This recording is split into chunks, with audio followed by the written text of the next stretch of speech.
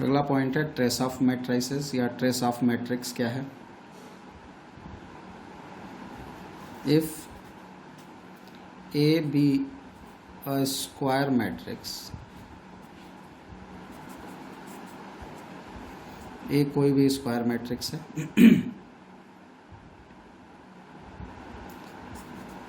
then sum of its diagonal elements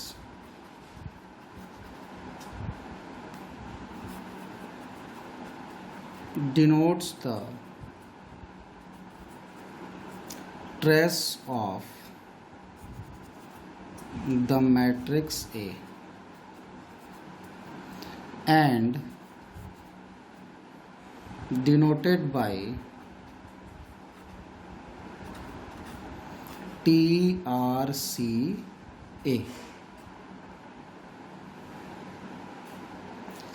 यानी कोई भी अगर स्क्वायर मैट्रिक्स है तो उसके जो डायगोनल के एलिमेंट्स हैं, उसके डायगोनल के एलिमेंट का जो समेशन होगा, जो सम होगा, उसी को हम लोग उस मैट्रिक्स का ट्रेस बोलते हैं। जैसे कि एग्जांपल लेते हैं, एक मैट्रिक्स सपोज कर लो, हमने लिखा A11, A12, A13, A21, A22, A23, A31, A32, A33। अब इसके जो डायगोनल्स हैं, प्रिंसिपल डायगोनल, डायगोनल मतलब प्रिंसिपल डायगोनल, तो ये जो डायगोनल है, तो ये जो डायगोनल पर एलिमेंट्स मौजूद हैं, इन्हीं एलिमेंट्स का अगर सम कर दिया जाए तो वही क्या कहलाता है, ट्रेस ऑफ ए। किससे डिनोट करते हैं, TRC ब्रैकेट में A, और ये किसके बराबर होगा, A11 plus A22 plus A33। यानी प्रिंसिपल डायगोनल पर जितने भी एलिमेंट्स होंगे उन सभी एलिमेंट्स को अगर आपस में ऐड कर दिया जाए तो उनको ऐड करने पर जो वैल्यू आएगी, जो रिजल्ट आएगा, उसी को हम लोग क्या कहते हैं, trace of the matrix A बोलते हैं। ठीक है। अब यहाँ पर देखो कुछ पॉइंट्स जो ध्यान में रखने का है कि अगर मान लो कि वो मैट्रिक्स स्क्वायर नहीं है, तो जब मैट्रिक्स स्क्वायर नहीं होगी तो हमने पहले ही बताया था कि रेक्टेंगुलर शेप वाली वर्टिकल या हॉरिजॉन्टल मैट्रिक्स में डायगोनल्स नहीं होते, यानी प्रिंसिपल डायगोनल नहीं होता। तो जब वर्टिकल या हॉरिजॉन्टल मैट्रिक्स लोगे तो ऐसी सिचुएशन में उस मैट्रिक्स का ट्रेस निकालना पॉसिबल नहीं होगा। यानी किसी मैट्रिक्स का ट्रेस तभी संभव है जब वो मैट्रिक्स कैसी होगी, स्क्वायर मैट्रिक्स होगी। मतलब यहाँ जो मैट्रिक्स लिखी गई है इसकी साइज क्या है, 3x3, मतलब जितने रो हैं उतने ही क्या हैं, कॉलम है। तो number of row number of column अगर इक्वल होगा तो डायगोनल एलिमेंट्स का सम कर देंगे, यही मैट्रिक्स का ट्रेस कहलाएगा। ट्रेस में कुछ प्रॉपर्टीज़ भी हैं जो आगे हम लोग अलग अलग प्रॉपर्टी या ऑपरेशंस में उसको डिस्कस करते रहेंगे। ठीक है। अब डिटर्मिनेंट ऑफ मैट्रिक्स देखो क्या है। डिटर्मिनेंट एक अलग टॉपिक है, अलग पढ़ना है, इसको डिटेल में अलग से पढ़ेंगे हम लोग। डिटर्मिनेंट ऑफ मैट्रिक्स के बारे में थोड़ा सा बता देते हैं, इसकी अभी फ़िलहाल थोड़ी बहुत अपने को ज़रूरत पड़ेगी, उतने से ही काम चलाएंगे। तो सपोज कर लो if A be a square matrix, यानी डिटर्मिनेंट के लिए भी मैट्रिक्स का कैसा होना जरूरी है, स्क्वायर होना जरूरी है। Then its determinant is denoted by DET of A, या इस तरीके का मॉड टाइप का शेप बनाकर उसके अंदर A लिख दिया। तो ये जो DET ऑफ A या ये जो मॉड ऑफ A मैट्रिक्स में जो यूज़ किया, तो यही क्या कहलाता है, डिटर्मिनेंट उस मैट्रिक्स का कहलाता है। ये क्या होता है, here DET of A is a number, ये एक नंबर है। That means it has a numerical value, इसकी अपनी एक न्यूमेरिकल वैल्यू होती है। दैट कैन बी फाइंड, जिसको फाइंड किया जा सकता है बाय सॉल्विंग इट, उसको सॉल्व करके। अब आता है बात कि सॉल्व कैसे करते हैं। तो एक एग्जाम्पल लो और उससे इसको समझने का जरा प्रयास करो। जैसे मान लो एक एग्जाम्पल लेते हैं। एग्जाम्पल में जैसे मान लो हमने एक मैट्रिक्स लिख लिया ए, ये एक मैट्रिक्स हो गई, 2 लिख लिया, 1 लिख लिया, -3 लिख लिया और 4 लिख लिया। ठीक, इसकी साइज कितनी हो गई? 2 क्रॉस 2 की साइज हो गई। स्क्वायर मैट्रिक्स है। ठीक है, हमने अभी बताया था कि डिटर्मिनेंट अगर निकालना है तो मैट्रिक्स स्क्वायर होगा तो ही उसका डिटर्मिनेंट निकाल पाना पॉसिबल होगा। तो अब यहाँ पर इसका डिटर्मिनेंट कैसे निकलेगा? तो इसके डिटर्मिनेंट को डिनोट किया जाता है, ये तो मैट्रिक्स ए है। ए क्या है यहाँ पर? ए एक स्क्वायर मैट्रिक्स है। ठीक, जैसे ही इस ए का तुम डिटर्मिनेंट निकालोगे तो डिटर्मिनेंट ऑफ ए, या इस तरीके का तरीका अगर मॉड में लिख करके इसको लिख दो, डिटर्मिनेंट ऑफ ए, इसको भी यहाँ पर पढ़ेंगे। मैट्रिक्स के ऊपर इस तरीके का सिंबल लगाओ तो वो मॉड को नहीं इंडिकेट करेगा, डिटर्मिनेंट को इंडिकेट करेगा। अब ये जो तुम यहाँ मैट्रिक्स लिखी गई है, इस मैट्रिक्स को जो स्क्वायर ब्रैकेट में लिखे थे, स्क्वायर ब्रैकेट से हटा करके मॉड टाइप का ब्रैकेट बना दो। 2, 1, -3 और 4। ब्रैकेट इंपॉर्टेंट है, ध्यान रखना। यहाँ तुमने स्क्वायर ब्रैकेट की तरह जैसे ये मोल्ड करके बनाया, यहाँ पर हम मॉड की तरह 2 लाइन खींच करके बनाएंगे। ये डिटर्मिनेंट का सिंबल है, इस तरीके से लिखा हुआ है, मतलब ये डिटर्मिनेंट है।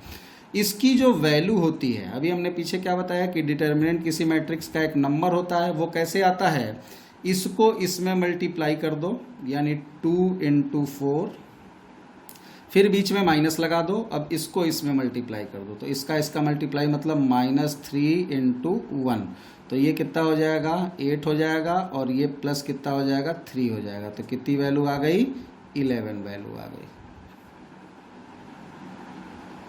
ठीक है, तो ये तो 2 क्रॉस 2 हो गया। ऐसे ही मान लो कि तुम्हारे पास अगर एक डिटर्मिनेंट मैट्रिक्स ले लिया जाए 3 क्रॉस 3 का, जैसे मान लो 2, 0, 1, 4, -3, 5, 6, 1, -2, और इस डिटर्मिनेंट का ये ए क्या है यहाँ पर? ए मान लो स्क्वायर मैट्रिक्स है।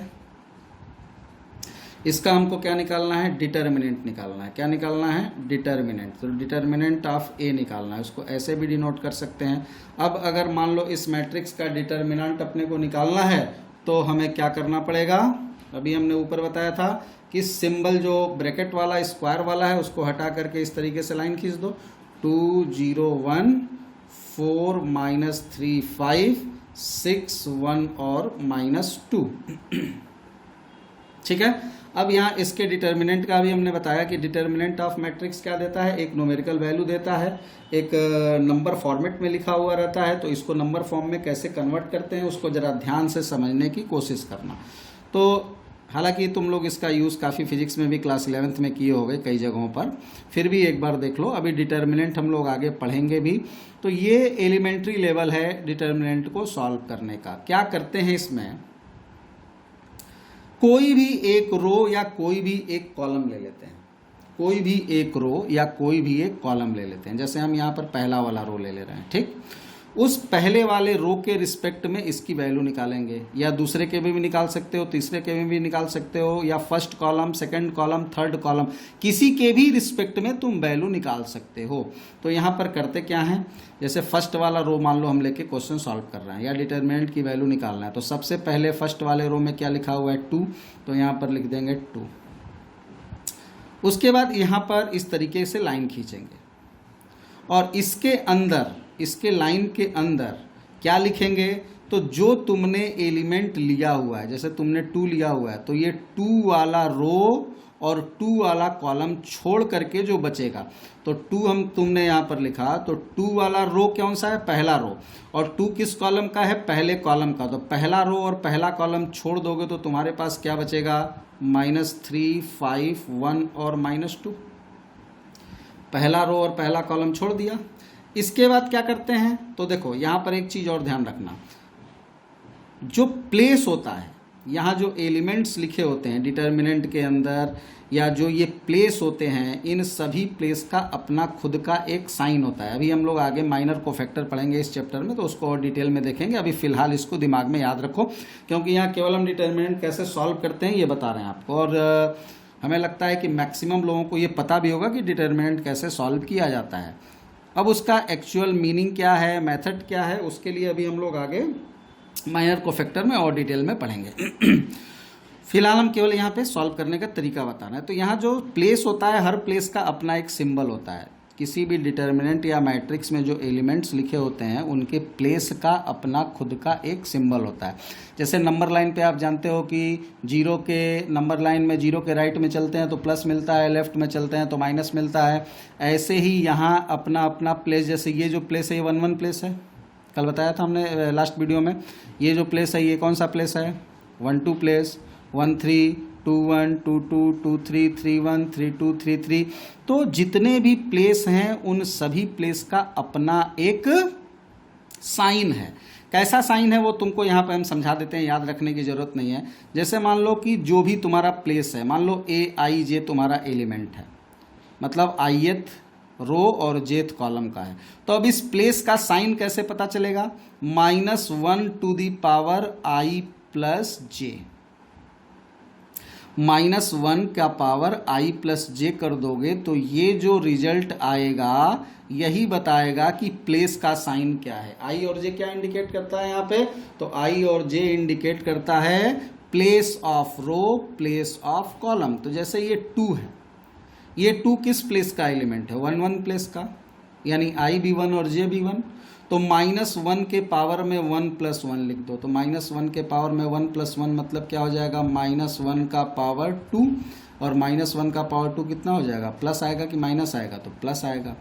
यानी कि ये जो साइन है किसका साइन है, प्लस का साइन है। इसी तरह जीरो वाला जो प्लेस है इसका साइन क्या है, तो ये कौन सा प्लेस है, ये 1 2 प्लेस है, यानी आई 1 है और जे 2 है। तो यहाँ पे 1 और यहाँ पे 2 कर दोगे तो पावर 3 हो जाएगा। और -1 का पावर 3 निगेटिव होता है कि पॉजिटिव होता है, ऑड है पावर में इसलिए निगेटिव हो जाएगा। यानी यहाँ पर जो तुम्हारा ये प्लेस है वो कैसा प्लेस होगा, माइनस, ये कैसा होगा, प्लस। इसी तरह से हर प्लेस का अपना खुद का एक साइन है, ठीक है। तो यहाँ पर जब हम 2 लिखे तो 2 के पहले क्या साइन लगाए, प्लस। क्यों प्लस साइन लगाया, क्योंकि ये 2 प्लस का प्लेस है। इसके बाद 0 है तो -0। माइनस क्यों लगाया, क्योंकि 0 जिस प्लेस पर है वो माइनस साइन के साथ प्लेस है, क्योंकि ये 1 2 प्लेस है। 1 2 प्लेस है मतलब 1 और 2 का सम 3 आ रहा है, ऑड आ रहा है। और -1 के पावर अगर कोई ऑड नंबर रखेंगे तो निगेटिव देगा। यहाँ पर अब 0 लिख लिया। अब 0 तो यहाँ एक नंबर आया इसलिए 0 में किसी चीज़ का मल्टीप्लिकेशन 0 ही होगा, लेकिन इन जनरल एक्सपेंशन हम समझा रहे हैं। तो यहाँ 0 की जगह कोई नंबर भी हो सकता था। तो यहाँ 0 है तो 0 अब लिखा है यहाँ, तो हमने क्या करेंगे, 0 किस रो में है, फर्स्ट रो में, और किस कॉलम में है, सेकंड कॉलम में। तो फर्स्ट रो और सेकंड कॉलम छोड़ दो। तो फर्स्ट रो और सेकंड कॉलम छोड़ोगे तो तुम्हारे पास बचेगा क्या, 4 बचेगा, 6 बचेगा, 5 बचेगा और -2 बचेगा। ऐसे ही फिर 1, अब तो +1 लो क्योंकि ये प्लस का प्लेस है। ये कौन सा प्लेस है, 1 3 प्लेस है। 1 और 3 जोड़ोगे तो 4 आएगा, 4 यानी इवन है, यानी पॉजिटिव प्लेस है। अब 1 लिख लिया तो 1 किस रो का है, फर्स्ट रो, और कॉलम कौन सा है, थर्ड। तो फर्स्ट रो और थर्ड कॉलम छोड़ दो। तो फर्स्ट रो और थर्ड कॉलम को छोड़ोगे तो एलिमेंट क्या बचेंगे, 4 बचेगा, 6 बचेगा, -3 बचेगा और 1 बचेगा, ठीक। तो अब इस तरीके से जो बचा, अब इसमें ये जो तुम्हारे रिजल्ट्स आए, ये जो तुम्हारा वैल्यू आया, ये कैसा हो गया, ये 2 × 2 टाइप का हो गया जो ऊपर समझाया था। इसमें इसका मल्टीप्लाई, इसमें इसका मल्टीप्लाई करेंगे, अभी जो पीछे बताया है, इसमें इसका मल्टीप्लाई, इसमें इसका और इसमें इसका मल्टीप्लाई करेंगे तो क्या लिखेंगे, इसको तो 2 ही रहेगा। अब अंदर क्या होगा, इसमें इसका मल्टीप्लाई कर दोगे तो 6 और इसमें इसका मल्टीप्लाई, तो बीच में माइनस लगेगा, 5 हो जाएगा। माइनस ये 0, यहाँ पे क्या होगा, -8 और ये -30 +1 और यहाँ क्या होगा 4 और ये 6 3 जा 18 माइनस है, और माइनस एक फॉर्मूले में होता है, तो प्लस कितना हो जाएगा, 18 हो जाएगा, ठीक है। अब इसको सॉल्व कर लेते हैं, कितना रिजल्ट आएगा। तो ये कितना है, 1 यानी 2 आ जाएगा, और ये तो पूरा 0 ही हो गया क्योंकि 0 से मल्टीप्लाई है। और ये कितना हो जाएगा, 18 और 4 22 और 2 कितना हो जाएगा, 24। तो इसके डिटर्मिनेंट की वैल्यू कितनी हो गई 24। क्या ये एक न्यूमेरिकल वैल्यू एक नंबर फॉर्म में नहीं लिखा हुआ है? लिखा हुआ है। तो इस तरीके से हम लोग किसी भी मैट्रिक्स को ऐसे इस फॉर्म में लिख करके और ऐसे सॉल्व करके एक नंबर फॉर्मेट में कन्वर्ट कर लेते हैं। यही नंबर फॉर्मेट में किसी स्क्वायर मैट्रिक्स के कन्वर्जन के प्रोसेस को ही या कन्वर्ट करके जो वैल्यू आती है उसी को ही हम लोग क्या कहते हैं, डिटर्मिनेंट ऑफ दैट मैट्रिक्स बोलते हैं। ठीक।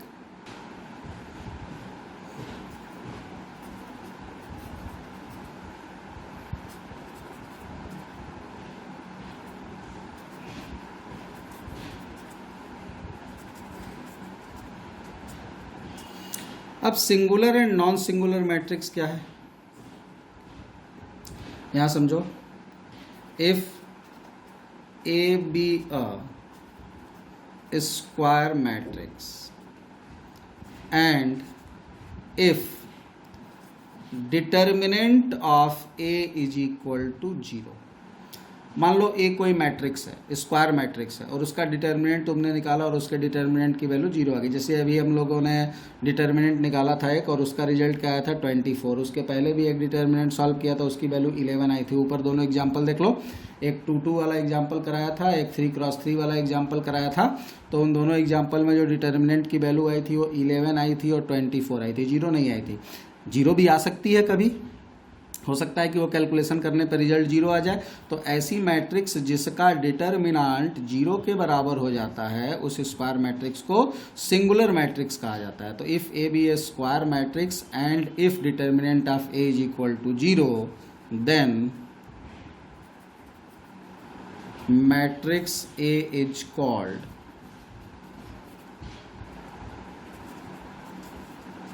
Singular matrix. अदरवाइज यानी अगर 0 नहीं है, otherwise matrix will be non singular. तो बस यही ध्यान रखो कि अगर किसी भी मैट्रिक्स का, स्क्वायर मैट्रिक्स का डिटर्मिनांट 0 हो जाता है तो उसको हम लोग सिंगुलर मैट्रिक्स बोलते हैं, और अगर 0 नहीं होता है तो उसको हम लोग नॉन सिंगुलर मैट्रिक्स कहते हैं। अब देखो इक्वलिटी इन मैट्रिसेस। मैट्रिसेस में इक्वलिटी का क्या मतलब है, ध्यान से देखो। 2 matrices A and B are called equal if both have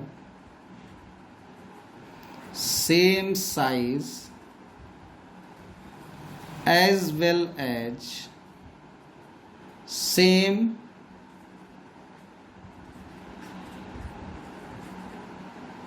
corresponding elements।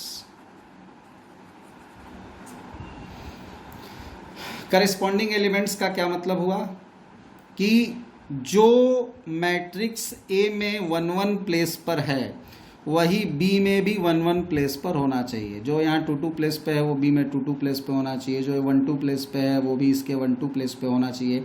यानी मिला जुला कर कहने का मतलब यह है कि दो मैट्रिक्स अगर इक्वल है तो दोनों की एक तो साइज सेम होगी, जितने रो इसमें उतने इसमें, जितने इसमें कॉलम उसने इसमें कॉलम। साथ ही साथ इसके जो एलिमेंट्स हैं प्लेस वाइज एलिमेंट्स हैं, यानी इसके जिस प्लेस पर जो एलिमेंट है इसके भी उसी प्लेस पर वही सेम एलिमेंट होना चाहिए। ठीक है। जैसे मान लो हम एक एग्जाम्पल लेते हैं और इस एग्जाम्पल में हमने दो मैट्रिक्स ले लिया। मान लो एक मैट्रिक्स ए ले लिया, उसकी वैल्यू है x plus 2y, x minus Y, u plus V, u minus 2v। एक मैट्रिक्स b है, इसकी वैल्यू मान लो दी हुई है 1 माइनस 2 3 5, ऐसे ही कुछ भी लिखा हुआ है। और बोल दिया गया आपसे कि if a is equal to b, अगर a और b बराबर है तो फाइंड करो एक्स वाई यू वी सबकी वैल्यू फाइंड करो। तो क्वेश्चन में क्या दे दिया कि ए और बी दोनों मैट्रिक्स बराबर है, और हम जानते हैं कि दो मैट्रिक्स अगर बराबर है तो क्या होगा, दो मैट्रिक्स बराबर है तो साइज तो सेम दिखाई दे रहा है, इसमें भी 2 और 2 का है, यहाँ पर भी 2 2 का है। क्या होता है, करस्पॉन्डिंग एलिमेंट्स इक्वल होते हैं। करस्पॉन्डिंग एलिमेंट के इक्वल होने का मतलब हुआ कि अगर ए और बी बराबर है तो ए का ये जो 1 1 प्लेस का एलिमेंट है ये बी के इस 1 1 प्लेस के बराबर होगा। यानी कि अगर ए और बी बराबर है तो हम यहाँ लिख सकते हैं, चूंकि ए इज इक्वल टू बी है तो क्या हो सकता है, ए इज इक्वल टू बी हो जाने से x प्लस 2y की वैल्यू 1 के बराबर हो जाएगी। यहाँ पर जो तुम्हारा x माइनस वाई है यानी जो 1 2 प्लेस है वो b के 1 2 प्लेस के बराबर हो जाएगा, यानी कि x माइनस वाई की जो वैल्यू होगी ये -2 के बराबर हो जाएगी। इन दोनों इक्वेशन को सॉल्व करके आप x और y की वैल्यू निकाल सकते हो। इसी तरह से सिमिलरली यहाँ पर जो ये वाला प्लेस है, कौन सा प्लेस है, u प्लस वी वाला प्लेस, ये किसके बराबर होगा, इस 3 के बराबर हो जाएगा। तो यहाँ पर हम लोग क्या लिख सकते हैं, u plus v is equal to 3, और यहाँ पर ये वाला जो प्लेस है वो किसके बराबर हो जाएगा, इसके बराबर हो जाएगा। तो u minus 2v is equal to क्या हो जाएगा, 5। ठीक, तो ये दोनों इक्वेशन अगर सॉल्व कर लोगे, मान लो थर्ड इक्वेशन मान लेते हैं, इसको फोर्थ इक्वेशन मान लेते हैं, तो इन दोनों इक्वेशन को अगर सॉल्व कर लोगे तो किसकी वैल्यू आ जाएगी, u की और v की वैल्यू आ जाएगी। ऐसे ही यहाँ इन दोनों को सॉल्व कर लोगे तो x की और y की वैल्यू आ जाएगी। तो यहाँ पर हम लोग सिंपली इन इक्वेशंस को सॉल्व करके सबकी वैल्यू फाइंड कर सकते हैं, क्योंकि क्वेश्चन में दिया हुआ था कि मैट्रिक्स ए मैट्रिक्स बी के इक्वल है। तो दो मैट्रिक्स अगर आपस में इक्वल है तो यही मीनिंग होती है उनकी साइज सेम होनी चाहिए और उनके करेस्पॉन्डिंग एलिमेंट्स भी आपस में इक्वल होने चाहिए।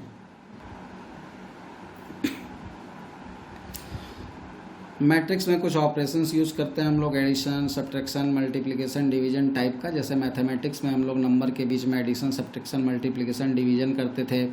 क्लास 11th में हम लोगों ने सेट पढ़ रखा है, सेट में जैसे हम लोग दो सेट के बीच यूनियन, इंटरसेक्शन का इस्तेमाल करते थे, ऐसे ही मैट्राइसेस के बीच में कौन कौन से ऑपरेशंस यूज किए जाते हैं। तो एक ऑपरेशन जो है वो एडिशन का ऑपरेशन है, दो मैट्रिक्स के बीच में एडिशन का ऑपरेशन यूज़ किया जा सकता है। लेकिन वो मैट्रिक्स में एडिशन का यूज़ कब किया जा सकता है, कब नहीं किया जा सकता है, ये कंडीशन भी इम्पॉर्टेंट होगी।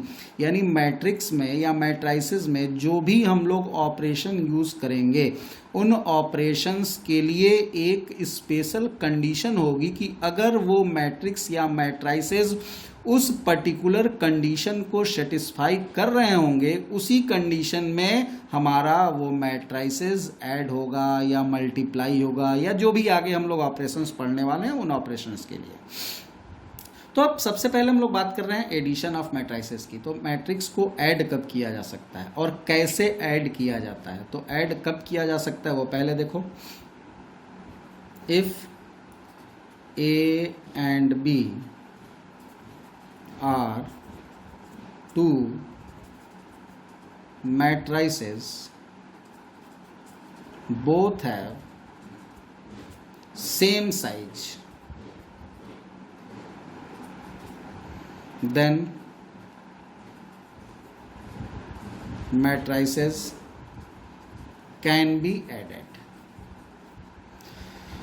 दो मैट्राइसेस को तभी जोड़ा जा सकता है जब दोनों की साइज सेम हो। ठीक है, जो साइज ए की है वही साइज बी की होगी, तभी हम दोनों को ऐड कर पाएंगे। And result also will have same size. जो रिजल्ट होगा उसकी भी साइज वही होगी, होनी चाहिए नहीं, वो तो हमको ऐड करके लिखना है, उसकी भी साइज वही होती है। दो मैट्रिक्स को तभी जोड़ सकते हैं जब दोनों की साइज सेम होगी और जो रिजल्ट आएगा उसकी भी साइज वही होती है जो उन दोनों की साइज थी। अब एडिशन करते किस कैसे हैं। In addition of matrices add corresponding elements, जो उसके करेस्पॉन्डिंग एलिमेंट्स होंगे उन्हीं को आपस में जोड़ते चले जाया जाता है। जैसे मान लो कि हमने एक यहाँ पे एग्जांपल लिया, एक मैट्रिक्स ए लिया, 2 -1 5, यहाँ पर ले लिया हमने 3 2 और 0। यहाँ पर हमने दूसरा एक मैट्रिक्स लिया 1 0 -2 और 3 -1 2। इन दोनों मैट्रिक्स को अगर ऐड करना हो, ठीक है, मान लो हमको क्या कह दिया गया यहाँ पे कि दोनों को ऐड करो, तो अब यहाँ पर a और b को अगर ऐड करना होगा तो a प्लस बी क्या होगा, पहले देखो a प्लस बी कर सकते हो या नहीं। इसकी साइज़ क्या है 2 क्रॉस 3 है, इसकी भी साइज़ क्या है 2 क्रॉस 3 है, 2 रो 3 कॉलम इसमें भी, 2 रो 3 कॉलम इसमें भी। तो हम यहाँ बोल सकते हैं a and b are addable matrices, मतलब इन दोनों मैट्रिक्स को ऐड किया जा सकता है। अब ऐड करते कैसे हैं वो देखो, इन दोनों को ऐड करना है तो दोनों मैट्रिक्स पहले हम यहाँ पे लिख देते हैं 2 -1 5 3 2 0 और प्लस b वाला लिख लिया 1 0 -2 3 -1 2। इन दोनों को ऐड करेंगे कैसे, तो अब जो इसका ऐड करने पे रिजल्ट आएगा वो क्या होगा, इसका 1 1 एलिमेंट इसके 1 1 एलिमेंट से ऐड कर दिया जाएगा। करेस्पॉन्डिंग एलिमेंट ऐड करने का ये मतलब है, इसका पहला इसके पहले से ऐड हो जाएगा तो यहाँ पर वैल्यू 3 आ जाएगी, फिर इसका ये -1 इस 0 से ऐड कर देंगे तो -1 आ जाएगा, फिर ये 5 -2 में ऐड कर देंगे तो 3 आ जाएगा, फिर ये 3 इस 3 में ऐड कर देंगे तो 6 आ जाएगा, फिर इस 2 को इस -1 में ऐड कर देंगे 1 आ जाएगा, फिर इस 0 को इस 2 में ऐड कर देंगे तो 2 आ जाएगा। इसकी भी साइज़ देखो वही है 2 क्रॉस 3, यानी दोनों को ऐड करने पर जो रिजल्टेंट मैट्रिक्स आएगा उसका भी साइज़ वही होगा जो उन दोनों का साइज़ था। साथ ही साथ ऐड करके जो वैल्यू आई वो कैसे निकली, तो करेस्पॉन्डिंग एलिमेंट्स को आपस में ऐड कर दिया गया और जो रिजल्ट आया यही क्या कहलाएगा, यही ए और बी का सम या एडिशन कहलाएगा। यही यहाँ पर एक प्रॉपर्टी को भी सेटिस्फाई कर रहा है, क्लोजर प्रॉपर्टी को। बोलोगे क्लोजर प्रॉपर्टी क्या है, प्रॉपर्टीज़ वगैरह के नाम बहुत दिनों से आप पढ़ते आ रहे हो, यहाँ पर सिंपली आपको समझा देते हैं। जिस फैमिली का एलिमेंट ये A है उसी फैमिली का एलिमेंट ये B है और दोनों को ऐड करने पर जो रिजल्ट आया, मान लो रिजल्ट आ गया C, मान लो हमने A और B ऐड किया, उसको किससे डिनोट कर दिया, C से। तो यहाँ पर आप देख रहे हो कि A और B को ऐड करने पर क्या आ रहा है, C आ रहा है। A किस फैमिली का मैट्रिक्स है, 2 क्रॉस 3 फैमिली का। B किस फैमिली का मैट्रिक्स है, 2 क्रॉस 3 फैमिली का। जो ऐड करने के बाद या ऑपरेशन करने के बाद रिजल्टेंट मैट्रिक्स आया उसकी भी फैमिली क्या है, 2 क्रॉस 3 है। तो यहाँ पर अगर तुम किसी भी दो ऑब्जेक्ट या दो नंबर या दो सिस्टम के बीच अगर एक ऑपरेशन यूज़ करते हो, ऑपरेशन यूज़ करने के बाद जो रिजल्ट आता है अगर वो रिजल्ट भी उसी फैमिली में बिलोंग करता हो जिस फैमिली में वो दोनों मेंबर बिलोंग कर रहे थे, तो ऐसा अगर सेटिस्फाई हो रहा है तो बोलते हैं कि इस पर्टिकुलर ऑपरेशन के लिए क्लोजर प्रॉपर्टी एग्जिस्ट कर गई। ठीक है, यहाँ पर देखो तुम दो मैट्रिक्स को आपस में ऐड किए, दोनों की जो साइज थी रिजल्टेंट मैट्रिक्स की भी साइज वही आ गई। यानी क्या मतलब हुआ, यानी ये मतलब हुआ कि मैट्रिक्स के एडिशन में क्लोजर प्रॉपर्टी एग्जिस्ट करेगी। ठीक है,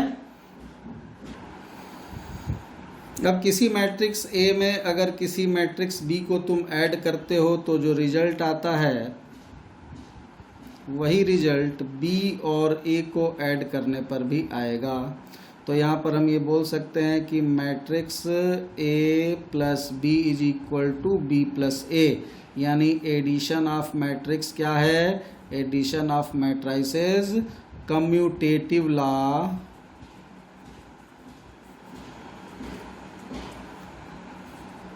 को सेटिस्फाई करता है। ऐसे ही किसी मैट्रिक्स A में अगर B ऐड करके C ऐड किया जाए या ए को बाद में ऐड कर लें, पहले बी और सी ऐड कर लें, तो ये जो रिजल्टेंट आएगा ये भी इक्वल होगा। यानी इसी प्रॉपर्टी को क्या बोलते हैं? एसोसिएटिव प्रॉपर्टी, यानी addition of matrices associative law को भी सेटिस्फाई करता है। ऐसे ही ए प्लस बी अगर ए प्लस सी के बराबर है, अगर मान लो ए प्लस बी और ए प्लस सी बराबर है, तो यहाँ पर देन यहाँ दोनों साइड से ए अगर कैंसिल कर दिया जाए तो b इज इक्वल टू सी हो जाएगा। एडिशन में बात हो रही है, यानी इसका मतलब क्या हुआ? Cancellation law exist. किसमें बात हो रही है? ये सारी बात एडिशन हो रही है। एडिशन के लिए ऑपरेशन कौन सा यूज किया गया? एडिशन यानी कम्यूटेटिव लॉ किसमें एग्जिस्ट करता है? एडिशन में। एसोसिएटिव लॉ किसमें एग्जिस्ट करता है? एडिशन में, यानी ऑपरेशन एडिशन का चल रहा है तब ये बात हो रही है।